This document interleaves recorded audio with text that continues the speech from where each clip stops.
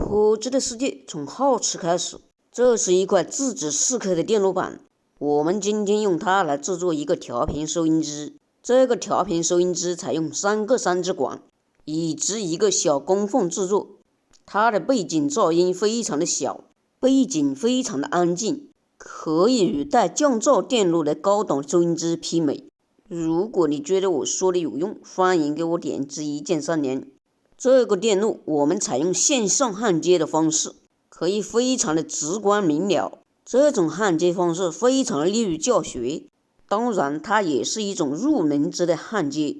这种收音机有一些比较特殊，不同于超再生式和超外插式方式，它同时具有混频、本振、所相环同步减波功能。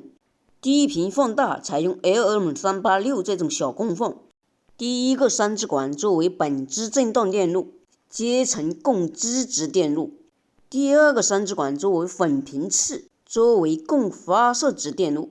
这种电路的灵敏度可以与超再生式电路媲美，但是没有超再生式收音机的噪音。由于本振频率与输入信号频率的差值很大，因此调频波段的本振辐射较小。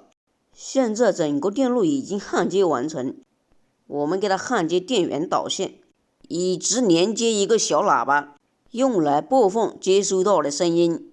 我们先用无感的螺丝刀微调一下可变电容，改变它的频率，使它与电台的频率一致，也就是说接收到电台。